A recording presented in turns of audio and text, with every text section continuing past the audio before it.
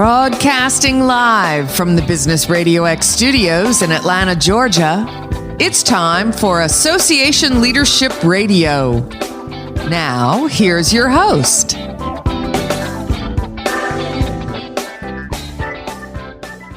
Lee Kantor here, another episode of Association Leadership Radio, and this is going to be a good one. Today on the show, we have Alex Urban. He is the Executive Director of Tour Championship in Atlanta. Welcome. Hey, thanks for having me, Lee. I am so excited to be chatting with you. For the folks who aren't familiar, can you talk about the Tour Championship? Yeah, absolutely. The Tour Championship is a PGA Tour event, so professional golf, the best players in the world. And it is a yearly event contested at East Lake Golf Club here in Atlanta. It's been here for more than 20 years. And it's an extra special PGA Tour event in that it is the culmination of our yearly FedEx Cup playoffs. So every year, players play all season to try to make it to the playoffs. And then there are 3 playoff events. The amount of players, it gets culled down each week until you have the best 30 players from the season who contest against each other here at East Lake Golf Club for the chance to win that FedEx Cup every August. And the paycheck that comes with it, which for first place is $18 million. So it's a heck of a payout. It's a very difficult trophy to win, and it's contested at an unbelievably wonderful golf course in East Lake, and we're very lucky to be here. And yeah, that's overall that I would say that would be the description of the Tour Championship. Now, can you talk a little bit about your backstory? How'd you get involved with the PGA, and how'd you get, work your way to this position of executive director? Yeah, it's funny. I grew up playing golf, played my high school team, and my background when I went to college was in journalism, and I wrote for the school paper. I went to Clemson, wrote for the school paper, covered sports, covered the golf team, among other things. And when I was graduating, I ended up going to grad school at the University of Georgia, worked some internships in the industry. So I worked internship in the communications world for the United States Golf Association. They run the U.S. Open, the U.S. Women's Open, and the Senior Open, among some other golf tournaments. And that was a really nice kind of introduction to the industry. Golf's not a huge industry. And so once you can find your way in as an intern, you kind of start to meet the right people and hopefully do a good job and then get asked to do more stuff. And so I did that and then did another internship. And when I was graduating from the University of Georgia with my master's degree in public relations, just happened to make the right connection at the right time and got introduced to Jay Monahan, who is our now commissioner. At the time, he was the CMO at the tour, and had a conversation with him, and a job opened up in our corporate partnerships group. So my first job at the tour, this was 2013. So 11 plus years ago now, was managing some of our larger corporate partners. So the main one on my team being FedEx, which is a huge one, obviously important to my job now, which is kind of a fun full circle moment for me.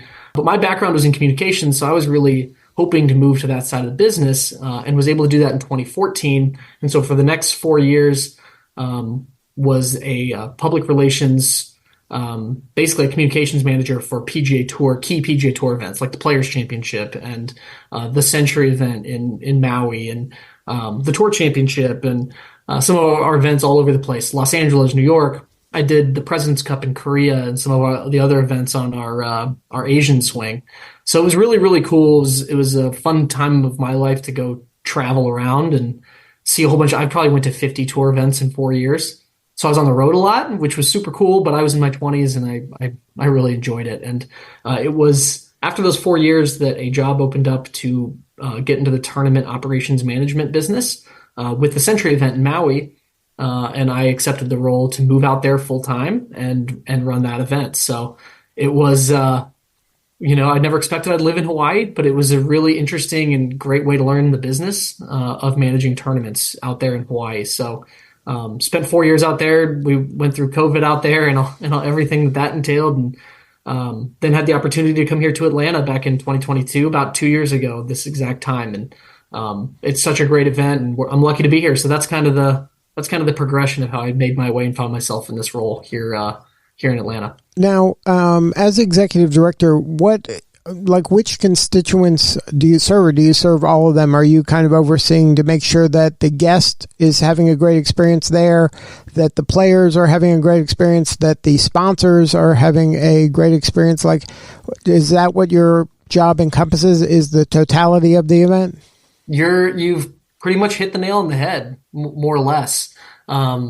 It's taking key stakeholders, and you just named three of them. So I would say the player experience is paramount. You want the players to show up and have an absolutely wonderful time. You want their families to have a great time. Sponsors, obviously very important. The events wouldn't happen without our sponsors. So in our case, we have three proud partners in Coca-Cola, Southern Company, and Accenture.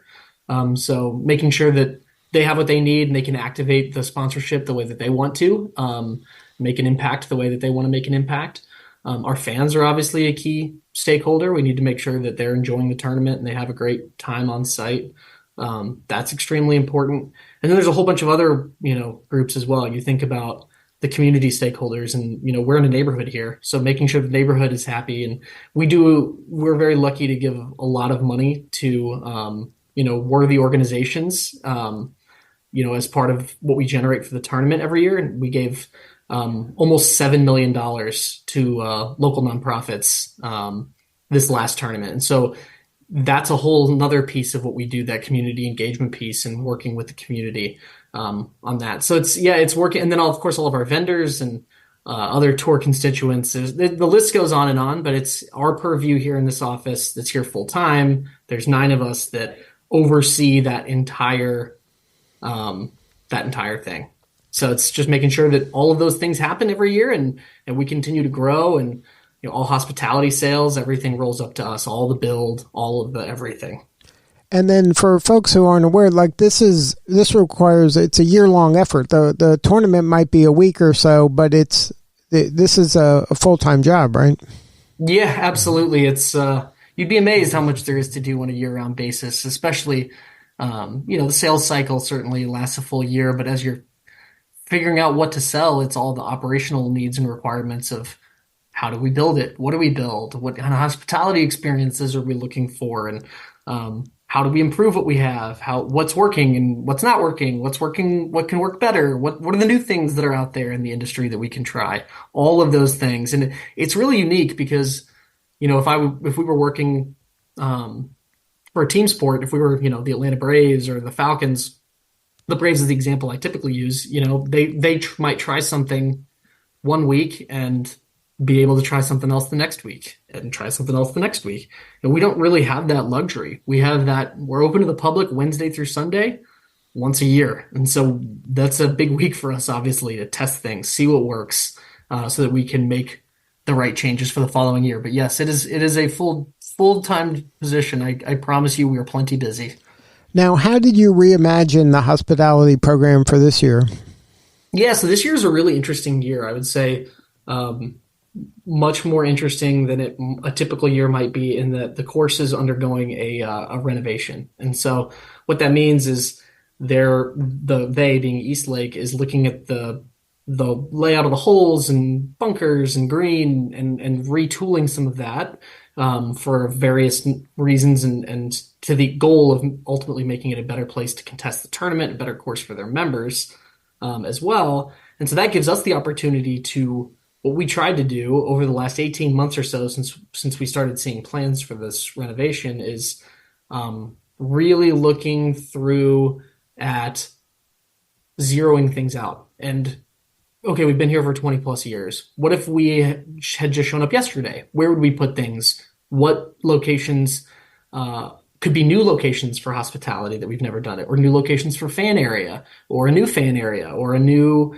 you name it, new place to bring fans into certain areas, or different flow between holes because the holes might be changing. And maybe we had a choke point where it was tough for fans to walk through. So we have tried to reimagine as much of that as possible from the ground up. So the hope is that this year when fans come on site, they'll say, oh, wow, the course is renovated, new and exciting. And, oh, wow, the tournament has really brought their A game as well and done the same thing. Now, if you were a business person here in town, independent business person, how would you kind of leverage an event like this in your business to kind of wring out the most value if you were to invest in a sponsorship or even just invest in tickets to bring, clients or prospective clients? Yeah, that's a great question. And we're in a really we're really lucky to be in a market like Atlanta that has a ton of corporate activity. Obviously, it's a hub of business in the entire country, in the entire world. So the beauty of golf as a vehicle for growing a business is that there are several different ways you can do it. And in my opinion, it is from a hospitality standpoint. If you have, whether it's customers or internal folks that you need to entertain, or incentive trip kind of thing for a company, or it's certainly great for prospective clients in almost any business that requires relationships. The golf platform is a tried and true platform to grow business, in that a golf tournament is not a game that lasts 90 minutes or 2 hours or 3 hours. It is a longer day that has a cadence where golfers come through, every 5-10 minutes. It builds in the ability to interact and discuss business with those clients, with those key stakeholders. And that cadence it really makes golf a wonderful platform for hospitality entertaining. And similarly, it's not only just a really nice setup from a day cadence, you also reaching people at a passion point. Golf is a sport that is very popular with key business decision makers. And so you reach people at a sport that they care deeply about, and it makes it, a fertile place to do business. I would characterize it. We have partners that have had really great success out here entertaining and growing their businesses. But on top of that, we also have sponsorship opportunities. So, it's a lot of people that come out to the tournament and interact with the tournament here in Atlanta. So we have a number of things that you can do from that perspective to get in front of people. So there's that version, the brand kind of marketing version of growing the business as well. So you have the hospitality and you have the sponsorship piece. Now, is there a way to leverage the tournament kind of throughout the year? Or is it something that I am going to get, obviously, the most value the week of the event, but is it something that I can benefit from an affiliation, year round? Yeah, we have sponsorship levels that include rights to market alongside the tournament and to utilize, our marks in the name of the tournament to create, official X category of the tournament. And so it just depends on what your business is and what you're looking to do, but that opportunity does exist. Now, how does it work from, is everything bespoke? Like, are you customizing packages for pretty much anybody, or are they kind of set, okay, these are the 10 kind of things that are the base packages regarding sponsorship, and then you just find one that works for you, and then just, you pick A, B, C, D? We have a mixture of both. I would say we have some things that are very turnkey, which certain, groups really like. Like, hey, I don't want to have to think too much. And we've got things like certain ticket packet, like for example, our youth ticket sponsorship is pretty turnkey, and you just get your name attached to that. And it's something that we promote all over the place. So that's an easy, if you want to sponsor something without a heavy lift, you can do that. But there are other opportunities that exist that are more custom, and we work with you. I mean, that's the beauty of a golf tournament and building it from scratch, is that we can be more creative because we don't have a defined arena or stadium like you would with another professional sport. So, I'll say both exist. Just depends on what you want to do. And, there are limitations, of course, with the model we have for our sponsorship with, Coca-Cola, Southern Company, and Accenture. A lot of the very overt branding is reserved for them. That's what they're sponsoring and getting those rights on site.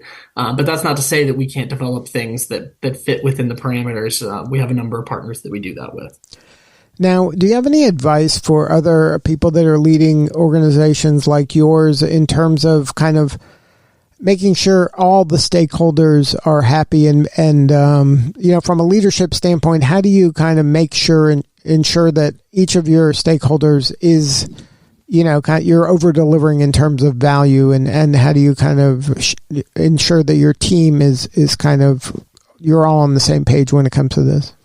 Yeah, it's a great question. I mean, we have a small and nimble team here on the tournament, and I think that's one thing you have to do is make sure your team is all on the same page. So we spend a lot of time communicating internally to make sure that, hey, whatever we're working with on the sales side is something that we can execute. The last thing you want to do is sell something that you actually can't build, or it's in the wrong spot, or you've promised something on the sponsor side that you actually can't pull off. So we try really hard to avoid that.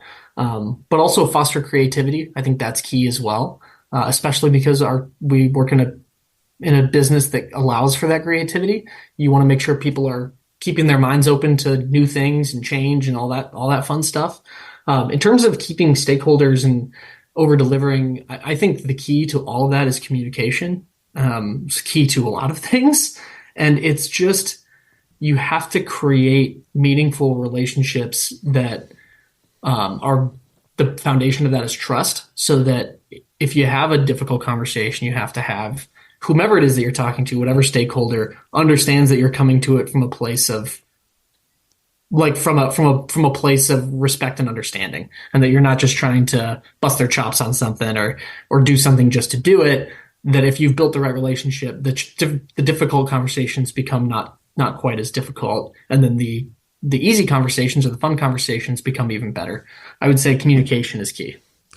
Now, if somebody wants to learn more about sponsorship or tickets, what is the best way to do that? Yeah, I would say tourchampionship.com for us is the kind of one-stop shop where you can buy tickets. You can see all of our brand new hospitality. We have all kinds of new offerings this year. When I talked about us zeroing out the tournament and starting from scratch, we have new things that have never been available. We have some things that have existed but haven't had any inventory. We've been able to expand them a little bit. We have a VVIP product called our 1904 Club. We have some memberships to that available for the first time in years.